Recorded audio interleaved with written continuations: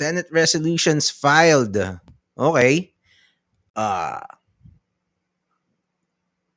Philippine lawmakers, including Kiko Pangilinan and Bam Aquino, filed formal Senate resolutions commending SB 19 for making history as the first all-Filipino act to perform at Lollapalooza and bringing OPM to the global stage.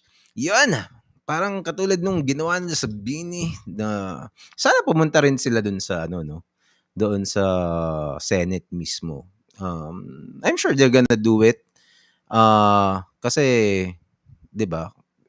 Para ano pa 'tong ginawa ng resolution kung di nila pa pupuntahin do'n, 'di ba? Baka yun nga lang nag-aano kasi sila, eh, i-impeachment. So, hopefully may oras pa naman sila, to spare and, that will be just what 30 minutes of the time ng Senate and, just to recognize and encourage, local artists from, for doing their best, for giving their best, not for not just for themselves, but for the country, 'di ba? And but then again, like what I always say on this channel, hindi sapat yung recognize na yan lang eh, 'di ba? What the industry really needs is yung support na at least parang similar to what South Korea did for K-pop kasi it's long overdue. Ano pa bang hinihintay nitong mga senador na to? Sana sabihin ni na ano yun, ni na Pablo yun, 'di ba? Pablo, sabihin mo ka na sa mga yan, hindi sapat yung recognize na yan. It's good, but if the government really wants to maximize the impact of P-pop and artists like SB19 and Beanie, and hopefully more that will follow, sana mag-decide na ang gobyerno to take their chance. Actually, it's not even taking a chance. It's not even a gamble anymore at this point because P-pop has already proven itself. Diba? This is just the biggest missed layup pag hindi ginawa ng gobyerno ang fully supportahan ng ang OPM right now to back up the artist because the artist already did it by themselves. Okay? 'Di ba? Despite the lack of uh, of support from the government, like what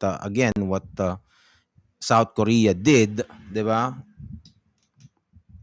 For some miracle, we finally have a P-pop scene, 'di ba? And it's such a sobrang ano kasi may mga ano pa rin eh, may mga mentality pa rin kasi sa gobyerno na parang it's just music, it's just people singing and dancing. These are just celebrity culture na wala lang.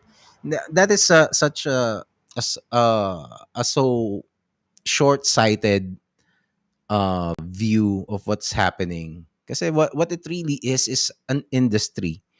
An industry is just like any other industry that could sustain an entire economic the economy of a country. Like let's say farming, like agriculture industry, like let's say BPO industry yan eh. O kaya lahat ng industry, fishing, ano pa ba?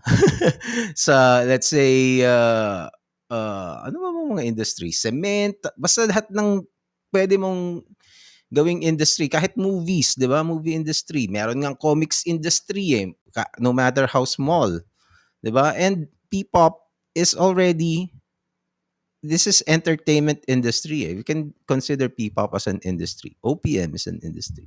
And alam mo yun, there are countries that rely heavily. South Korea, the K-pop industry is one of the biggest economic forces globally sa buong mundo for South Korea. South Korea is earning a lot from their K-pop industry, 'di ba? And yun, hindi lang 'yan basta natutuwa yung mga tao. That's just a childish and